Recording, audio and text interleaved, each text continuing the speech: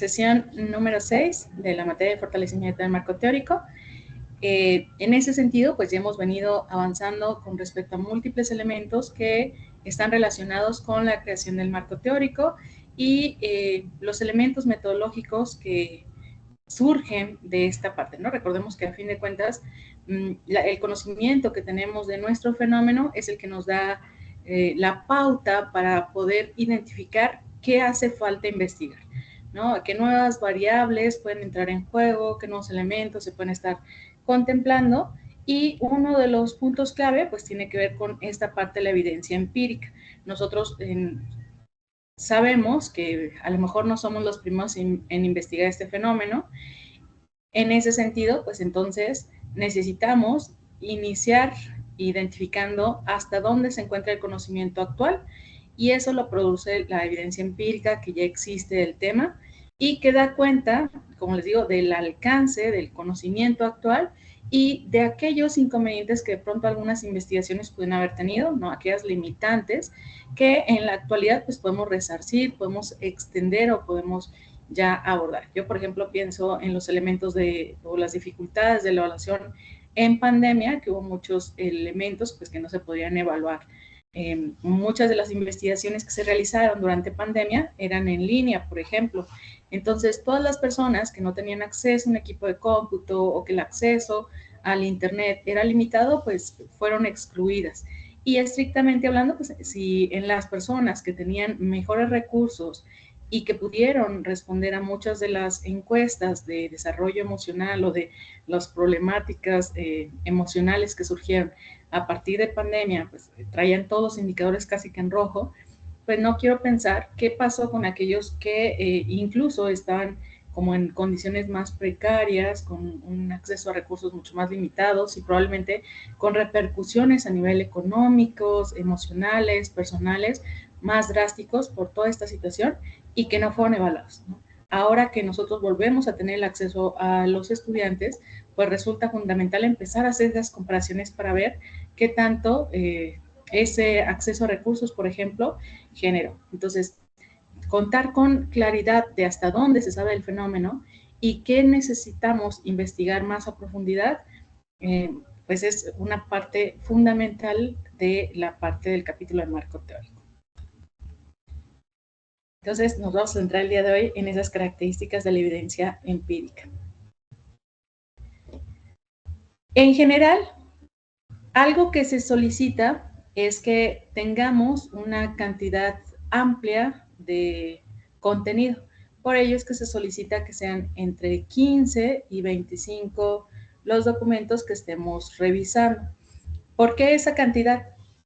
Al ser información que tiene que estar muy actualizada, consideramos que es una cantidad que va a permitir entender múltiples elementos, ¿no? A nivel de evidencia empírica, cosas que queremos lograr es ubicar si hay estudios que hayan abordado la misma variable o variables cercanas a la que nosotros estamos interesados de forma amplia, ¿no? De que encuentren similitud en resultados, que nos ayuden a guiarnos con respecto al tipo de estrategias metodológicas, ya sea a nivel de técnicas o de instrumentos que se han utilizado para evaluar esa temática, esa problemática de nuestro interés, y sobre el tipo de recursos que están produciendo, ¿no?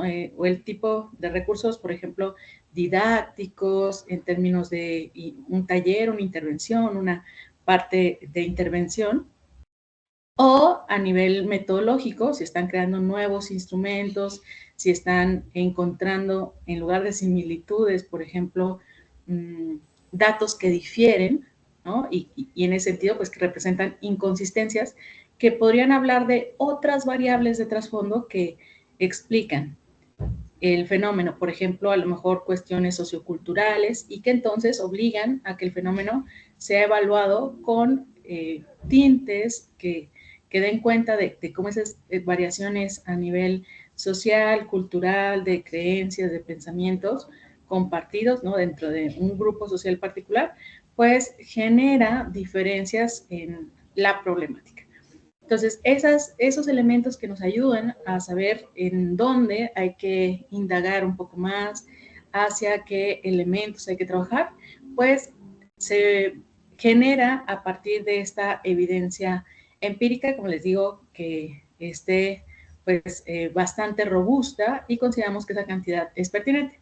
Vale señalar que eso no significa que son los primeros 15 artículos que yo leí o las primeras 25 fuentes de consulta que yo revise, pues evidentemente para que ustedes seleccionen cuáles son las que coinciden o las que van a aportar realmente a su fenómeno, hay una búsqueda mucho más amplia de contenido y aquí ustedes están presentando las que son más representativas, las que sí aportan claramente a la comprensión del fenómeno y ayudan también a ubicar esas limitantes de la investigación actual.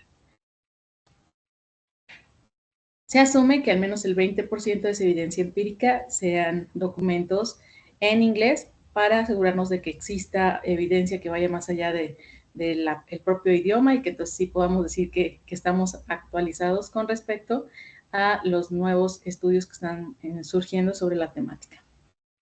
Que se tenga una antigüedad no mayor a 5 años, vale la pena señalar, y que lo hemos venido refiriendo, que si llegara a ocurrir que que encontramos una investigación que siga siendo actual y que a lo mejor esté publicada hace 6 años, hace 10 años, mientras nosotros podamos decir por qué todavía resulta pertinente para la investigación, por qué todavía los resultados obtenidos podrían ser asumidos como adecuados para la población actual, para las características socioculturales en las que la muestra o la comunidad o los individuos en general nos movemos, puede incluirse, ¿no? Ya será algo que tendrán que revisar a detalle con su tutor, pero lo que les va a servir es identificar eso, ¿no?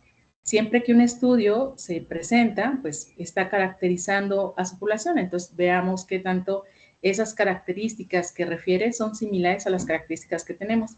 Se habla, por ejemplo, de elementos que tengan que ver con condiciones de los espacios educativos, pues pensar si tenemos condiciones similares. Se habla de acceso a recursos o alguna problemática social que esté vigente, pues claro que si esa problemática sigue vigente, si esas características siguen siendo comunes, pues podríamos asumir que aún podrían ser vigentes para las personas, ¿no? En nuestra cultura actual. Y bueno, ¿qué elementos tienen que incluir? Lugar o población, el objetivo, el método y los resultados. Además de algunos elementos de la discusión. Aquí vale la pena señalar que al ser evidencia empírica, lo más importante de estos estudios es el resultado que les van a aportar. Los demás elementos son para dar un poco de contexto, para dar claridad de cómo es que se hace la obtención de los datos, pero pues la evidencia empírica es la central. Si nuestro estudio es cualitativo, habrá que resaltar aquellos elementos dentro de el esquema donde se compilan todas estas interpretaciones, donde las categorías se entrelazan y permiten entender el fenómeno, ¿no? Entender cómo desde la subjetividad se está experimentando, se está vivenciando, pues hay que ser como muy explícitos en ese elemento. No basta con decir, se presentó mucho o la gente resulta ser que le fue muy mal en pandemia, percibe que hay un deterioro importante, percibe un retraso, percibe deficiencias, se percibe un desinterés, ¿no? Un aumento en burnout en el caso de los docentes, por ejemplo, pues eso es muy genérico. Sí hay que hacer mucho énfasis en que el resultado tiene que dar precisión, porque es el resultado contra el que vamos a comparar nuestros propios resultados más adelante. Entonces, si ponemos cosas muy genéricas, a la hora de comparar y decir si las cifras coinciden, si el tipo de afirmaciones, si las expresiones que utilizaban para transmitir su forma de pensar o su propia experiencia o para categorizar, pues frases muy genéricas no nos van a permitir hacer esa contrastación entre nuestros propios resultados y los que propusimos previamente. Si se trata de una cuantitativa, pues ahí ni se diga, ¿no? Si nosotros nos vemos obligados a agregar porcentajes, medias, desviaciones estándar, en ocasiones, dependiendo del estudio, pues diferencias significativas, ¿no? El margen de la diferencia, si son correlaciones, pues el nivel de correlación de los resultados. Sí tiene que haber evidencia empírica muy, muy clara para que todos nosotros, cuando hagamos nuestro estudio, podamos decir, los participantes presentaron en estas condiciones y con estas características una correlación mucho más alta de la que los estudios previos estaban indicando, ¿no? Y entonces sabemos que es más alta porque no solamente dijimos que existía la correlación y que era una correlación positiva, dijimos que la correlación era de 0.6 y la nuestra salió de 0.8, ¿sí? Y entonces nuestros datos pueden ser claramente comparables. Ya no nada más es como de, los estudios presentaban diferencias y el de nosotros también, ¿no? Los sujetos mejoraron y el de nosotros también, ¿no? Entonces, que vayamos un poquito más allá de similitudes a nivel general y que podamos ir hacia resultados mucho más contundentes. Por ejemplo, si hablamos de que nuestro proyecto va a llevar a cabo una intervención que queremos que modifique el nivel de estrés de los docentes en el aula, pues tendríamos que tener estudios previos que hablen de cómo se disminuye el estrés, de tipos de intervenciones que se utilizan con ese tipo de población o poblaciones similares en términos de edad, de género, condiciones socioeconómicas. Y entonces tendríamos que decir si al final nuestra intervención resultó mejor o produjo mejores resultados que los resultados que produjeron las otras. Entonces necesitamos ese resultado. Si el otro disminuye en 1 grado, ¿no? Y el de nosotros disminuye el estrés en 5, pues podemos decir que nuestra intervención fue más efectiva que las intervenciones previas. Pero si solo decimos que, igual que las otras, disminuimos, pues realmente ese comparativo donde decimos si vale la pena emplear nuestra intervención o utilizar las que ya estaban validadas, las que ya se habían implementado, pues no se sabe. Entonces los resultados sí tienen que ser muy explícitos. Mi sugerencia, y aquí también véanlo con sus propios tutores, pero es que sea por lo menos de cada estudio que ustedes reporten, una tercera parte del contenido, ¿no? Tiene que remitir exclusivamente a resultados. Ahora bien, también hay que agregar conclusiones. Esa conclusión que dice, para el autor, ese dato qué indica, qué está aportando, ¿no? Qué explicación da o cómo permite conocer mejor el fenómeno. Esas conclusiones también va a ser algo que ustedes contrasten con su propia teoría. ¿Por qué? Porque a lo mejor la diferencia que se encontró para los autores significa que los niños son susceptibles de nuevos aprendizajes, ¿sí? Y en nuestras conclusiones vamos a decir que los niños son susceptibles de aprendizaje, pero ese aprendizaje se produce en mejor medida cuando está mediado por un experto, cuando las condiciones incluyen juego, cuando se presenta, ¿no?, las características particulares de nuestra variable independiente, y entonces podemos hacer mucho más robusta la explicación. Es decir, si bien estudios previos ya señalaban que el niño es sensible a la adquisición de nuevos aprendizajes, la presente tesis permite dar claridad de las condiciones bajo las cuales ese aprendizaje se potencia, ¿sí? Y entonces decimos, había un resultado, pero mi resultado extiende el conocimiento y ayuda a puntualizar de mejor manera, ¿no? Mejora la forma en la que debemos tomar decisiones para cambiar las dinámicas en el aula, para la inclusión de materiales didácticos, para acercarnos al fenómeno. Igual cuando hablamos, por ejemplo, de lo cualitativo, ocurre lo mismo, ¿no? Si nosotros estamos analizando, ¿no?, la experiencia del docente en el uso de las nuevas tecnologías, ¿no?, de si les agradan, les desagradan, si sienten que están capacitados, si sienten que les faltó capacitación, si lo consideran pertinente o solo una inversión de tiempo que no reditúa.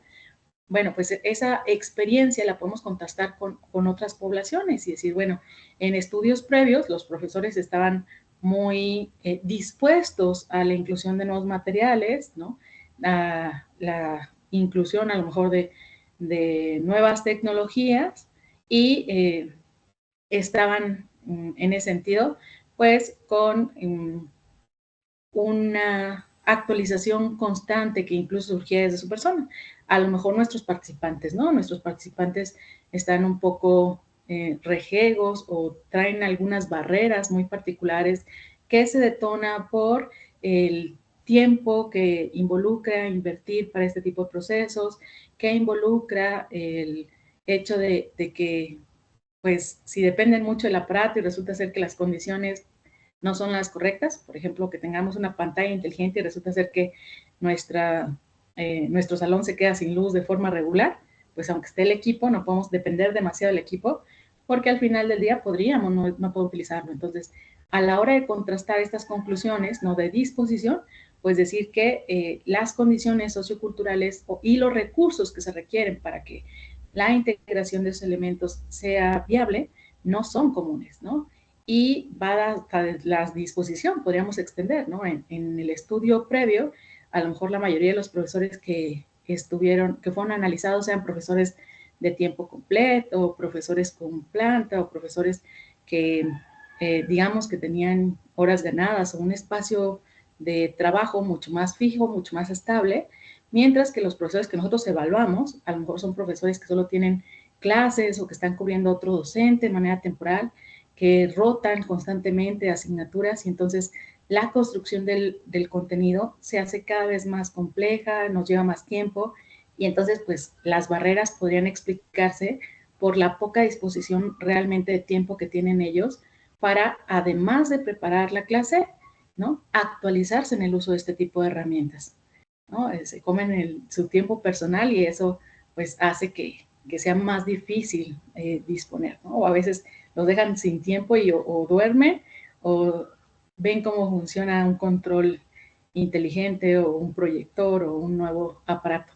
Entonces, esos elementos contextuales que ayudan a extender las conclusiones y que ayudan a incluir dentro de la explicación otras variables que son particulares del contexto, de las características de nuestra población, de la historia de nuestros participantes, de experiencias previas, de la influencia de COVID, de normativas educativas, de todas esas variables, todos esos elementos o categorías, pues es fundamental, ¿no? Entonces, que nuestra explicación pueda, insisto, no solamente decir, encontramos lo mismo que alguien más, porque entonces la pregunta es, ¿y dónde está la aportación? ¿No? Entonces, no basta con decir que seguimos encontrando lo mismo, sino que tenemos que extendernos. Cuando ustedes vayan generando esa evidencia empírica, por lo tanto, como les decía, es importante que el resultado sea concreto y que las conclusiones den cuenta de cómo se están interpretando esos resultados, que están aportando a la ciencia, que están extendiendo con respecto a la explicación teórica, metodológica o social. Y bueno, finalmente, dentro del discurso, pues habrá que ir marcando cuál es esa relación que van teniendo con respecto a la teoría. Bueno, están algunos elementos de la búsqueda a través de Google Académico, ese ya lo habíamos revisado previamente. Hay otra plataforma en la cual se puede realizar la búsqueda, que es SciHub.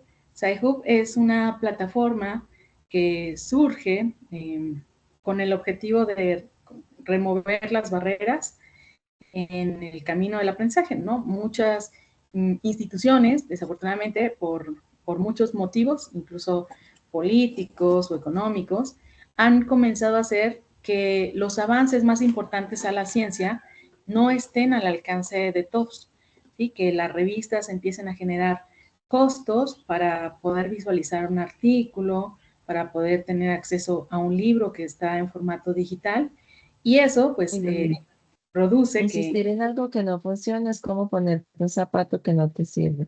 Te queda... Por eso Diana, dicen que muchas veces... Diana, ¿tenías un comentario para nosotros? Creo que se le encendió el micrófono por accidente. Bueno, como les comentaba, el objetivo entonces empieza a producir que la ciencia se vuelva otro recurso que está disponible solamente para algunos privilegiados, ¿no? Porque cuando empezamos a ponerle costo a cada artículo y la publicación resulta ser constante, resulta ser de alta demanda y los mejores artículos empiezan a tener ese bloqueo para la ciencia en general, pues surge por ahí una persona que considera que esto pues es ilegal, ¿no? O sea, tener control del conocimiento y permitirlo solo a quien pueda cubrir el pago para dejarlo al final de cuentas, digamos que solo para personas más privilegiadas, pues genera un desequilibrio y el conocimiento lo que busca es poder generar una aportación para la sociedad. Ese desequilibrio va en contra de todos los elementos y principios éticos básicos que están detrás de los estudios científicos. Entonces, crea esta plataforma que es Sci-Hub, que produce el acceso a múltiples documentos a través del URL o el DOI, ¿no? También el PMID, que son algunos de los elementos que de pronto puede tener el artículo y que permiten su ubicación. Quizá, ¿no? Cerca del 80 o 90% de los documentos que requieren algún tipo de pago, si se encuentran en línea, este buscador nos dará acceso gratuito al contenido.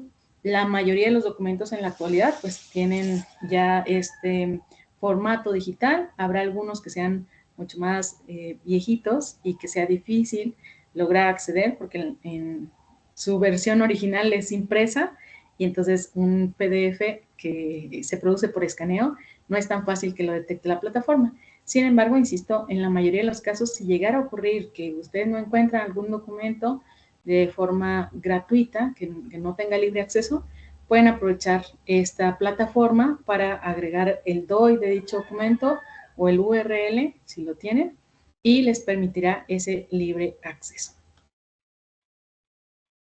Profe, es decir que en el buscador ponemos el nombre que aparece ahí y con ese nombre se ingresa. Así es. Le ponen Sci-Hub, les dará el acceso a la plataforma y luego el espacio del buscador. Aquí agregan en este buscador el Nombre del artículo. El nombre del artículo con el DOI, puede ser, o el URL.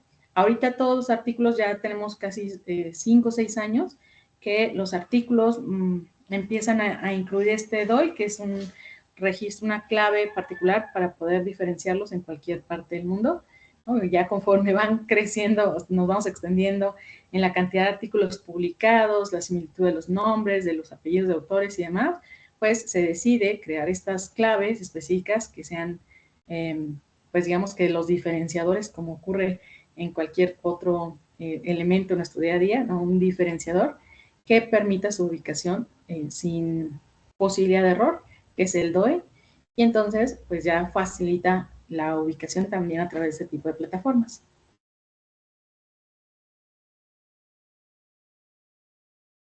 Bueno, hay también una revista muy importante que es la revista de investigación educativa.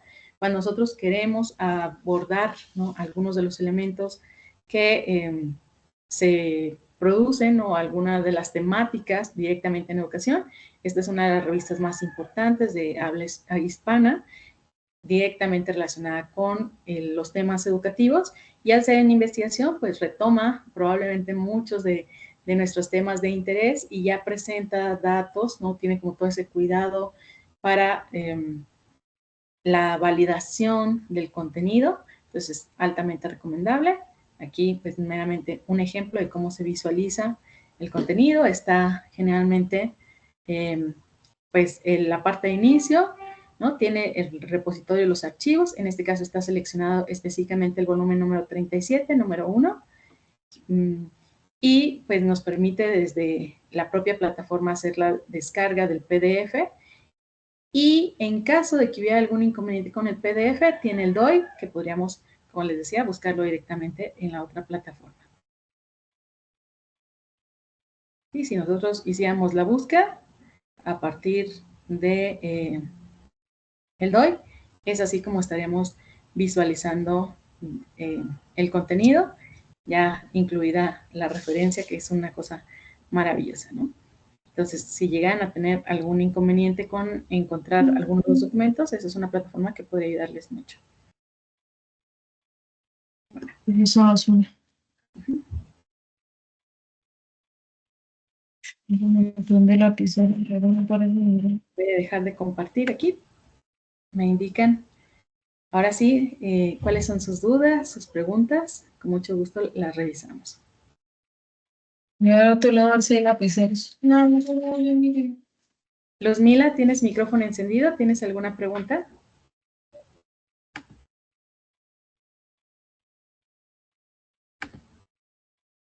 Por ahí veo Sebastián. Adelante, Sebastián. Hola, profe, ¿cómo está? Buenas noches, compañeros. Una consultica breve.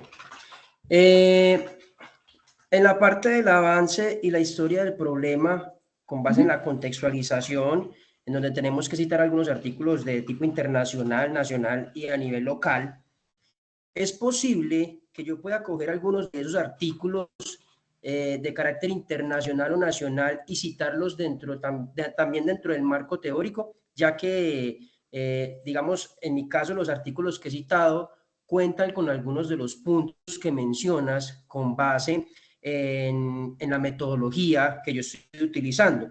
Digamos, en este caso, que es un método cuantitativo, experimental, entonces arrojan puntos claves que me pueden servir a mí a la hora de hacer mi proyecto. Entonces, yo los puedo citar nuevamente, profundizando un poco más, obviamente.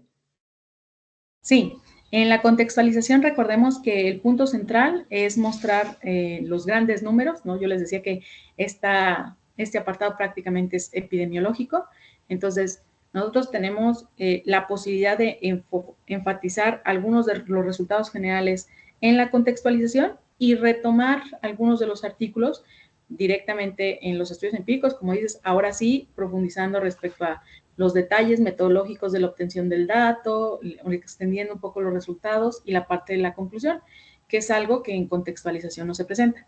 Vale la pena señalar que para que sea un estudio que pueda entrar en contextualización, se esperarían grandes números. Entonces, por ejemplo, si es un estudio que tiene una muestra de 40, 50 participantes, ese es un número pequeño, ¿sí? Es un número que solamente entraría en estudios empíricos. Acá en contextualización se esperaría que sean estudios que tengan cientos de participantes. ¿Cómo hacerle para que si yo solamente encuentro en mi tema números pequeños, pueda incluir esa información? Pues incluyendo en múltiples estudios. Entonces decir, bueno, hay un estudio en España que hace una evaluación de el estrés en los profesores y encuentra que hay un 80%. Un estudio similar en México encontró que fue el 80%, en Colombia encontró de tanto, y entonces en general el porcentaje, digamos, que está fluctuando de los estudios encontrados entre el 35 y el 60% de estrés en los profesores que imparten asignaturas a nivel licenciatura. Ah, listo, profe, muchas gracias, mi amor. Judy, adelante. Buenas noches, muchas gracias. Buenas noches, compañeros. Doctora, tengo una pregunta, un poco relacionada con la que estaba diciendo el compañero, pero bueno, ya aclaré. Mamá, por favor, me digas. Y es en relación con los documentos que se deben colocar, o bueno, la búsqueda en inglés de los documentos que se deben colocar en inglés, profe. Como estamos ahorita haciendo la primera parte de nuestro documento, que es el primer capítulo, el planteamiento del problema, al encontrar algunos documentos de tipo internacional, pues obviamente para ajustarlo también a la norma en inglés, se debe hacer la cita en inglés. Es que hice ese proceso ahorita, pero tuve ahí como una observación. Entonces mi pregunta es, ¿debemos hacerlo en inglés así como aparece, como para no hacer, ¿cómo se llamaría eso? La traducción o modificación al español, y asimismo pues después que vaya apareciendo en la parte conceptual, porque ese autor lo voy a necesitar, y pues obviamente la parte conceptual también la iría colocando en como ya se establezca, o en inglés o en el español. ¿Cómo sería, doctora?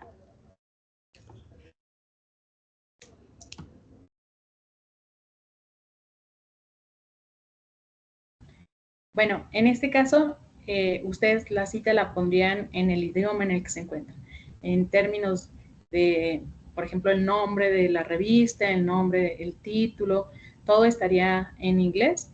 Lo único que si tú quieres mantener en español, por ejemplo, es que entre los autores, ¿no?, el penúltimo y el último, si esté una I latina, sin ningún problema.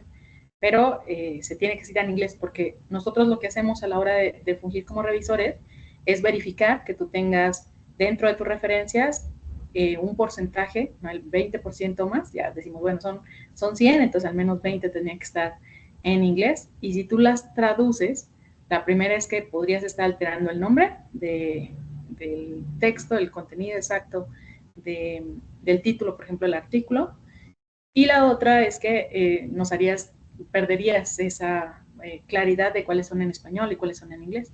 Entonces, en términos de cita, sí se mantienen todos los elementos en inglés, pero el contenido evidentemente sí se traduce, porque a fin de cuentas es un parafraseo. Entonces, ahí sí tú pones tu cita, por ejemplo, Kearns 2007, y el contenido de lo que retomas de Kearns tendría que estar en español.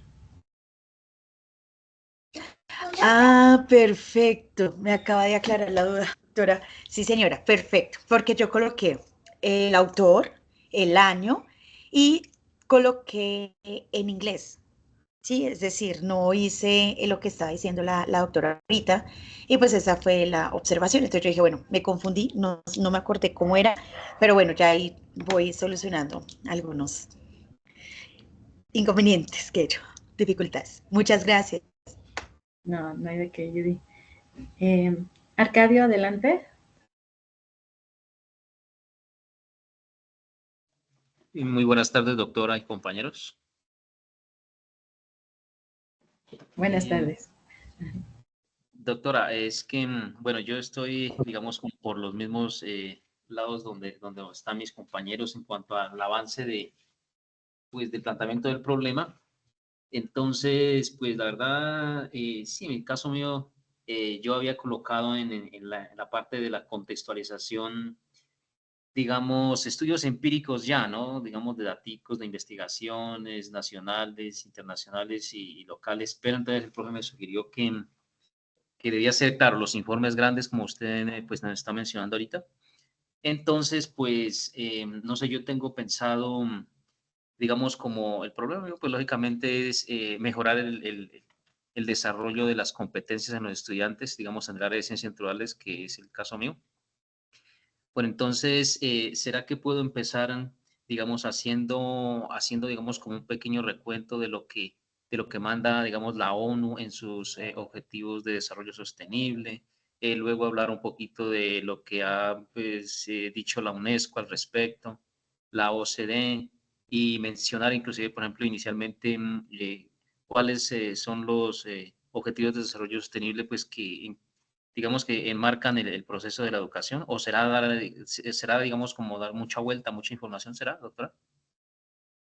No, está muy bien. Nada más no olvides que además de decir como de dónde surge el interés por abordar esa temática a nivel internacional, tendrías que presentar datos. Entonces, está muy bien si hablamos de los objetivos de desarrollo, pero después tendrás que decir, bueno, y dado eso, se han empezado a aumentar los estudios que aborden esta problemática particular y han encontrado esto, ¿no? O sea, no solamente quedarnos en decir, todo el mundo está interesado a nivel internacional, sino qué se está haciendo y eso qué números nos genera para saber la magnitud del problema. Contextualizar es un poquito darle esa claridad a nivel internacional, nacional y local, qué tanto ya sabemos del problema, ¿no? Qué tanto se está estudiando el problema y por lo tanto qué tan factible es la comparación, para que tú puedas decir estamos mejor o peor que en otros lados, que a nivel internacional, que a nivel local, ¿no? Pues necesitamos ese número que nos permita el comparativo, que es por ahí donde va el contexto. Bueno, doctora. Bueno, entonces, en el caso, digamos que, digamos, voy a mencionar los objetivos de desarrollo sostenible. Entonces, estos, digamos, en la bibliografía los coloco como, digamos, es que tengo la duda ahí cómo lo reporta en la bibliografía, como ODS o como ONU o Naciones Unidas inicialmente. Sí, pues aquí remítete al documento donde lo estás extrayendo. El documento tiene que decir exactamente a quién se le atribuyen, ¿no? Bueno, pues sí, por ahí dice que Naciones Unidas, o sea, ellos sería del autor, Naciones Unidas, así, la palabra Sí. completa lo dejo. Ajá, ONU. Sí. Y para, digamos, ya hacer el parafraseo, puedo escribir ONU simplemente, por ejemplo, ONU 2018, ONU 2023, para hablar, digamos, de los avances? Sí, sí, sin problema. Nada más recuerden que la primera vez que usan el acrónimo, o más bien antes de usar el acrónimo, tienen que primero poner el nombre en extenso, el acrónimo entre paréntesis, y a partir de ahí pueden seguir usando el acrónimo. Si no es algo que vayan a mencionar muchas veces, evítense el acrónimo. O sea, si solamente una vez vamos a decir, por ejemplo, Organización Panamericana de la Salud, pues no pongamos OPS, si no lo vamos a volver a usar, porque luego llenamos de acrónimos el texto y esos acrónimos en realidad no se requieren. Bueno, doctora, muchas gracias. Sí, de nada.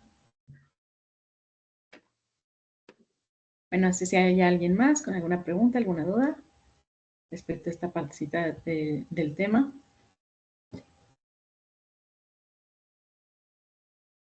Andrea, adelante. Gracias, buenas noches, doctora San Juana y compañeros. Mi pregunta es la siguiente. La redacción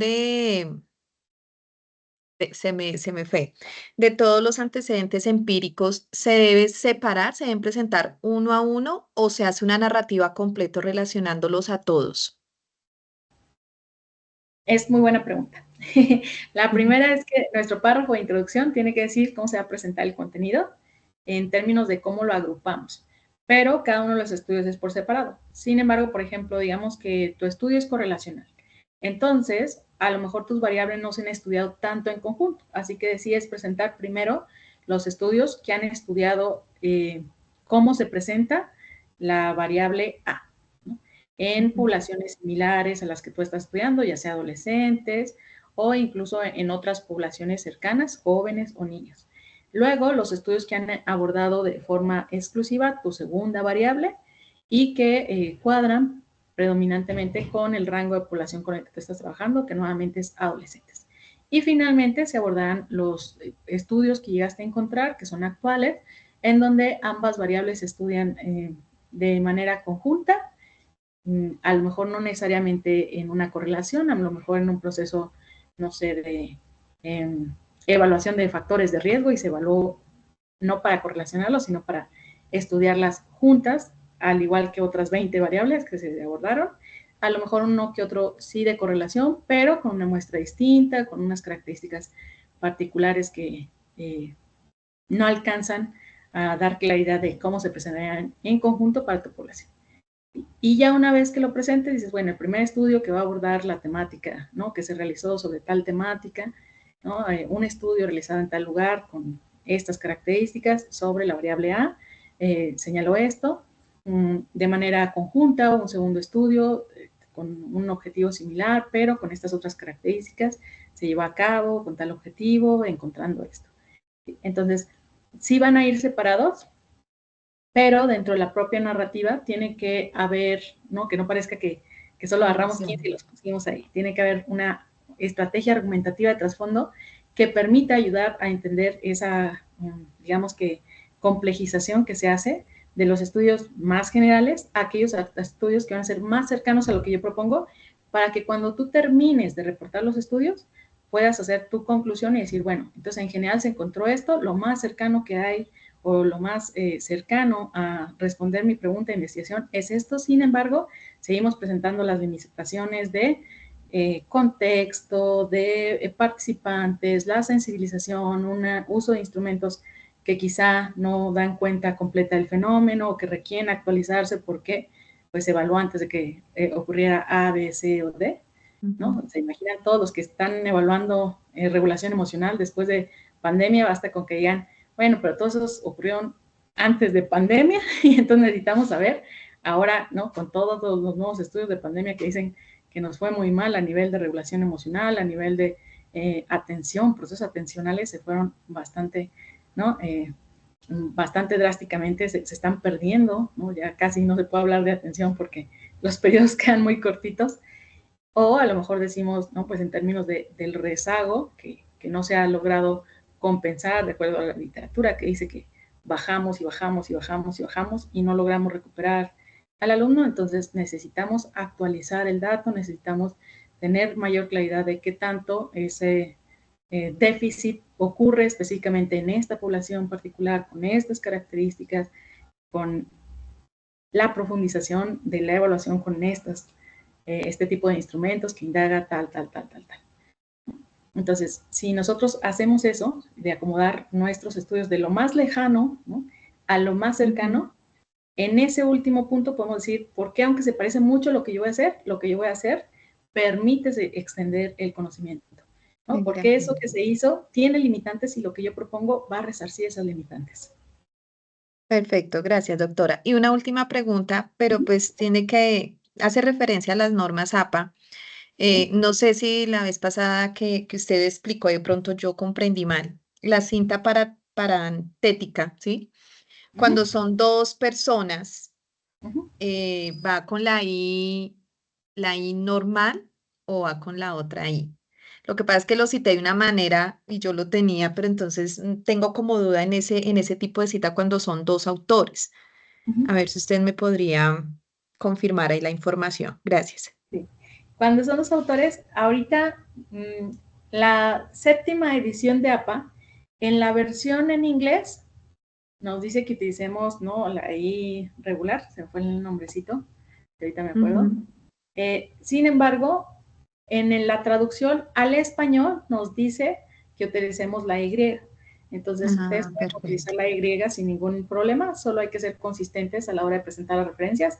No vayan a poner unas con Y y la otra con el otro simbolito. Y ya eso sería más que suficiente. Solo si son 3 autores o más, en esta 7ª edición se pone solo el primer autor y en todas et al para incluir a todos esos otros coautores del documento. Bueno, muchísimas gracias por la aclaración. No, de nada. Bueno, resuelto. Cedo la palabra a Lady Catherine. Adelante. Buenas noches, doctora. Con respecto a la pregunta que estaba respondiendo antes de esta de la APA, donde nos habló de la introducción, bueno, eso es contextualización, ¿cierto? Esa es la parte que va en contextualización. Cuando ya hablamos de los artículos del estado del arte, sí, es el capítulo 2. El estado del arte ya es el capítulo 2. O sea que allí volvemos a retomar, pero entonces no son los mismos que tomamos en el capítulo 1, ¿o sí? Pueden serlos. En el capítulo 1, ustedes lo que tienen que hacer es dar cuenta de la magnitud del problema. Por eso es que yo les decía que la mayoría de los documentos que van a agregar en la contextualización son estudios de índole epidemiológica, estudios que tengan grandes muestras. Y si no lograran encontrar estudios con grandes muestras, tendrán que juntar múltiples estudios que al unirlos nos dan esas grandes muestras. ¿No? Tengo un estudio en México que se hace con 100 profesores, otro en España que se hace con 200, otro en Ecuador que se hace con 100, otro en Colombia que se hace con 500, y entonces ya digo, bueno, en general el promedio se encuentra más o menos con una tendencia similar, dados los estudios que se presentan en estos diferentes países que se encontraron con relación a la medición del estrés, con relación al índice de bullying en escenarios de primaria. Y ahí creamos, digamos que un parámetro desde el cual decir si a la hora de que analizamos el contexto nacional nos encontramos dentro del promedio, por debajo del promedio de la presencia de agresión o por encima de. Entonces, en esos estudios nos centramos predominantemente en el resultado, en la contextualización. Cuando nosotros nos vamos a los estudios del análisis del estado del arte o lo que estamos haciendo es describir a detalle cómo se implementaron los estudios y luego profundizar en el resultado.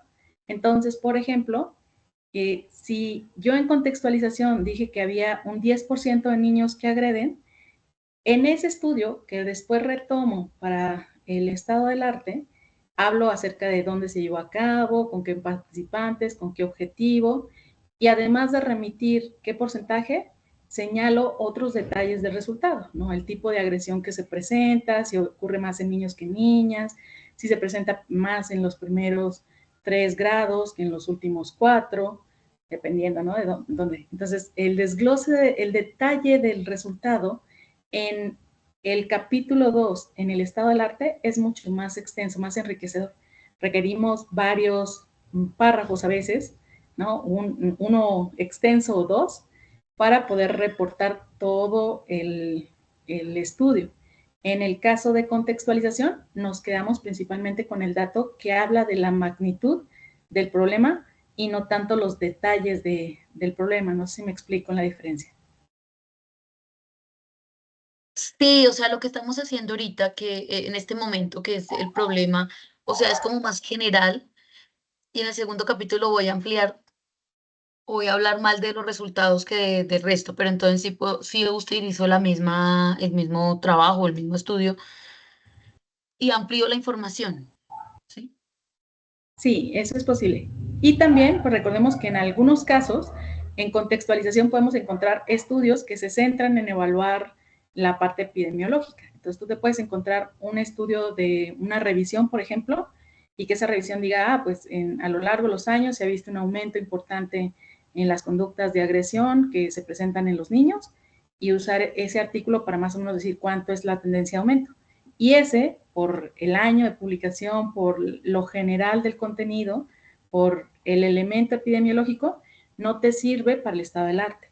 Puedes encontrarte un estudio que, no sé, Harvard realizó sobre bienestar emocional y que diga que 1 de cada 3 personas en el mundo presenta algún tipo de trastorno emocional. Ese estudio de Harvard, que da cuenta de más o menos a nivel mundial cómo estamos, puede que no tenga detalles que te sirvan para el estado del arte y no los vas a usar en el estado del arte. Entonces, depende del tipo de estudio que, ¿no? Insisto, si se centra solo en grandes números, con poco detalle, entonces va completamente en contextualización. Si son números pequeños, te puede aportar para ambos, pero estratégicamente el contenido que se presenta en uno y otro es distinto. Ok, gracias. Muy bien. Rosa Marcela, adelante. Gracias, doctora y compañeros. Bueno, tengo dos inquietudes. La primera es, nos han repetido en varias oportunidades lo de los 5 años de antigüedad de los estudios empíricos. Entonces, mi pregunta es, si nosotros vamos a sustentar, que así esperamos, en el año 2025, ¿son válidos esos estudios empíricos que sean con referencia del año 2019? Sí, porque, bueno, lo de los 5 años, como les decía, es un aproximado. Si ustedes se llegan a encontrar un artículo que tenga un poquito más de tiempo, pero que sus resultados sigan siendo vigentes, lo pueden incluir. Es cuestión de dialogarlo con el tutor para explicar el por qué sí aplica. Y la otra es que, pues, no es tan estricto, ¿no? Para el momento en el cual ustedes desarrollan en la tesis, entraba dentro del criterio, entonces ese es su argumento, ¿no? No es tanto tiempo, 2, 3 meses, como para que digamos que el estudio deja de servir, que el dato deja de ser válido, ¿no? Sin problema. Gracias, doctora. Y otra pregunta, bueno, si como en el ejemplo que aparece en plataforma, el párrafo extenso se excede de las 14 líneas, ¿hay algún inconveniente? Es decir, ¿es necesario volverlo 2 pequeños o se puede mantener? No, mi sugerencia es háganlo 2 pequeños. Si nos estamos extendiendo mucho es porque hay múltiples elementos, entonces tomen, fraccionen el argumento y entonces los primeros argumentos que defienden la idea, plantéenlos en un primer párrafo y hagan, ¿no?, una extensión de 1 segundo que aborde la idea a partir del segundo argumento, el tercer argumento. Voy a tratar de ser más concreta. Si nosotros estamos hablando de los estilos de aprendizaje, ¿sí? Desde los estilos de aprendizaje, a lo mejor en un primer párrafo los habíamos querido describir todos, pero es muy extenso, ¿no? Y terminamos siendo un párrafo de 21 renglones. Pues no, los podemos dividir y presentar primero 2 y luego otros 2, o si lo estamos haciendo con estas nuevas posturas en donde más que ser un estilo definido, está un estilo entre 2 rangos, ¿no? Por ejemplo, reflexivo activo, y entonces los podemos describir uno por párrafo, y entonces hilando, ¿no? El segundo estilo de aprendizaje que se presenta es tal. A diferencia del primer estilo que se centra en esto, el tercer estilo se enfoca en tal. Y entonces buscar exactamente cuál es la idea que queremos resaltar y si realmente no estamos abordando 2 o 3. Es muy raro que requiera demasiada argumentación, o si es muy pobre, ¿no? Que más bien la argumentación sea muy chiquita, a lo mejor realmente no es una idea, es parte de otra y hay que ver si se fusiona con el párrafo previo o con el párrafo siguiente. Gracias, doctora. Muy bien. No sé si haya dudas adicionales. De nuevo, por ahí nadie solicitando participar. Yo, doctora, tengo una pregunta. Sí, adelante. Bueno, son dos. Mire, primero, ¿cómo se cita un periódico? Pues una información que conseguir un periódico virtual. Y segundo, discúlpeme, pero yo no encuentro sus grabaciones de estas clases. Gracias.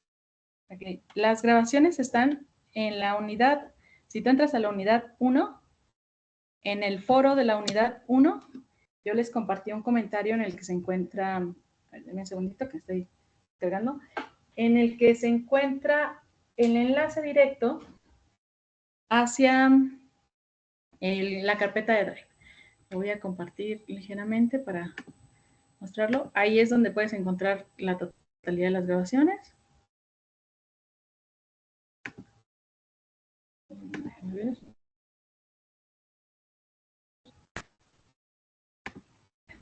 En la unidad 1, en la sección del foro de dudas y videosesiones. Sí, sí, doctora. Está el enlace. Aquí. Y ese te abre, ahí están las grabaciones, están numeradas para que sepan de cuál sesión estamos hablando, por si quieren puntualizar o ver el contenido específico de alguna. No creo que no. Como estoy compartiendo solamente esa ventana, creo que no les deja ver la otra que se abrió, pero esa es la que te da el acceso. Y sobre cómo citar un periódico, ¿me dijiste?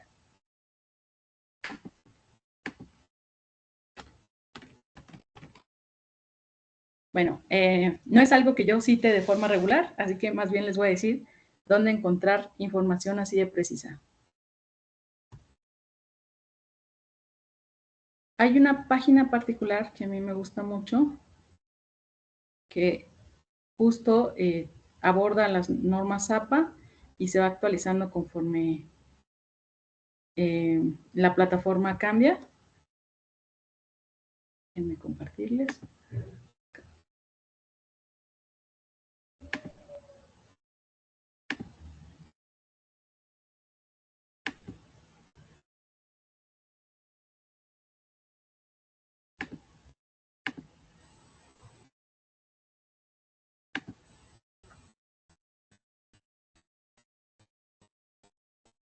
Me indican si ya lo pueden visualizar la página. La página es normas-medio-apa.org. Y aquí pues vienen muchas cosas. Yo en este caso particular estoy centrándome en las citas y nos explica qué es una cita, cuándo hay que citar, ¿no? El sistema de citación de citas, ¿no? Citas narrativas y parentéticas, un poquito de cómo se hace su uso. Y aquí pone varios ejemplos de cómo trabajar, de cómo irlas agregando, en este caso a citas. Déjenme entrar a referencias. Igual, ¿no? Cómo agregar las referencias, qué formato debe tener, qué incluir, y entonces qué no debo incluir. Y nos empieza a poner una serie de ejemplos de diferentes trabajos, ¿no? Nos habla de la sangría, las separaciones, las cursivas, y nos marca como los elementos clave, ¿no? Que tienen que estar los autores, la información de la fecha, del título, la información de la fuente, cómo escribir una referencia si la información está incompleta, referencias con más de un autor, ¿no? Las referencias con 5 millones de autores. Aquí hay varios ejemplos. Miren, les dice cómo citar un libro. Si le doy clic, me va a mandar un libro. En este caso, tú me dijiste cómo citar un periódico. Le voy a dar clic. Y aquí nos dice, ¿no? Hay periódicos impresos y hay que poner apellido, la inicial del nombre, la fecha de publicación específica del artículo, que aquí no solamente es el año, si solicita, me parece que mes y año, el titular del artículo en periódico, el nombre del periódico en cursivas. Si es un periódico en línea, igual apellido, iniciales del nombre, fecha del periódico, titular del artículo, nombre del periódico, en cursivas y la dirección, ¿no? Nos pone los ejemplos más abajito para que tengamos claridad y nos dice, mira, por ejemplo, está este periódico, aquí está el nombre del periódico, la URL, el nombre del artículo, a la fecha te vas a referir a este dato particular, el nombre del autor es, pues, digamos que tal cual, ¿no? El periodista que asume la responsabilidad, y te dice, bueno, dada esas características y el formato general, esta es la forma de citar. Entonces, ahí está muy padre porque ustedes pueden decir, ay, no, pues es que lo mío es un blog, lo mío es un video, lo mío es un artículo, lo mío es un libro digital, solo un capítulo. Entonces, aquí cualquier fuente, hay como 25 opciones de fuentes distintas y siempre nos va a agregar todo eso, ¿no? Los ejemplos, y te dice, bueno, si algo no está, entonces nos vamos a la sección de citas incompletas y te dice exactamente cómo hacerle para la parte que se omite, hacer las acotaciones que le permitan a el revisor de esa cita, pues saber que no es que estés omitiendo información, sino que no existía. Entonces, así se haría en este caso. ¿Nos puedes repetir el nombre de la página, por favor? Sí, claro, es normas, Sí. bueno, es aquí, _, apa.org. Y aquí vienen un montón de elementos, ¿no?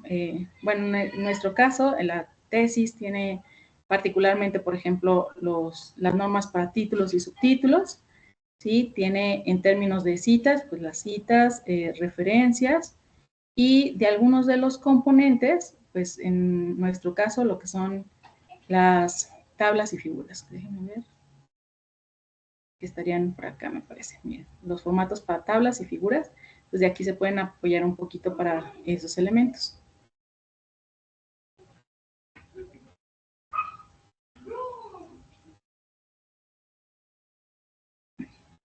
Profe, qué pena, no me aparece esa página. Normas-apa.org. No, es guión medio. No es guión bajo, es guión medio. Guión medio. Ah, es correcto.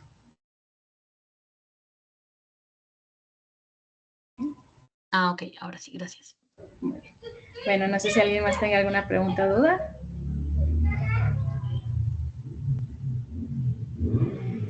Muchas gracias. Por ahí ya vi que Robinson nos hizo el favor de compartir directamente el enlace en la sección de chat. Muchas gracias.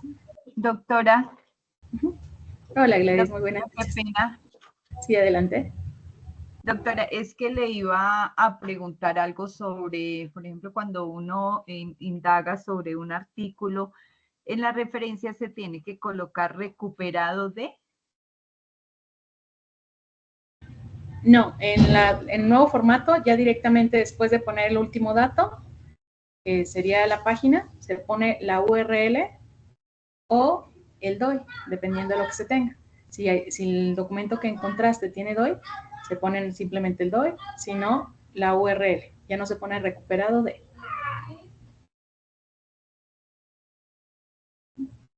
Muchas gracias, doctor. Muy bien, pues contigo concluimos el día de hoy. Les agradezco mucho las preguntas, dudas, si sobre alguna otra, con mucha confianza, escríbanla en los foros o a través del mensaje privado, a través de la plataforma, y las estaré atendiendo a la brevedad posible. En un rato más les subo el video por lo pronto y queda atenta a cualquier duda adicional. Que pasen muy bonita noche. Muchas gracias. Muchas gracias. Muchas gracias. Gracias.